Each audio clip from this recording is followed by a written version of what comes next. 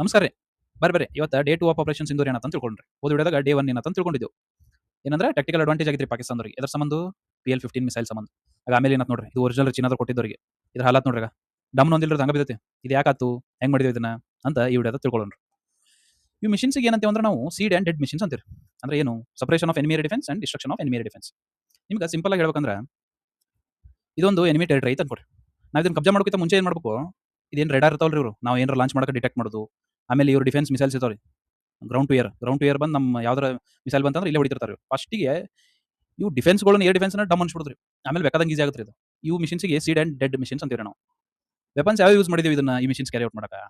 Example, ಇದು most important role play ಮಾಡಿದ್ರಿ Rafale. ಇದು ನಮ್ದು ಫೈಟರ್ ಜೆಟ್. ಇದು ನಾವು ಫ್ರಾನ್ಸ್ ಇದ್ರ ತೊಗೊಂಡಿವಿ. ಇಲ್ಲಿ ಫೋಟೋದ ನೋಡ್ತೀರಿ, ಇದು ರೆಫೇಲ್.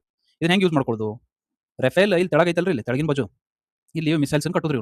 ಇವು ಟೈಪ್ ಆಫ್ ಮಿಸೈಲ್ಸ್ ಅದಾವ್ರಿ, 3 ಅದಾವ್ರಿ ಇವು. ಇದು ಒಂದೇದು ಮೀಟಿಯರ್, ಏರ್ ಟು ಏರ್ ಇದು. ಅಂದ್ರೆ ಎಕ್ಸಾಂಪಲ್ ಈಗ ನೀವು ಅನ್ಕೋರಿ, ಇದು ರೆಫೇಲ್ ಇಲ್ಲಿ ಹೊಂಟದ ಅನ್ಕೋರಿ, ಈ ಕಡೆ ಪಾಕಿಸ್ತಾನದ ಫೈಟರ್ ಜೆಟ್ ಬರತ್ತೆ ಅನ್ಕೋರಿ. ಇಲ್ಲೇ ಏರ್ದಾಗನ ಏರ್ ಜೆಟ್ಗಳನ್ನ ಹೊಡಿದ್ರಿ ಇದು.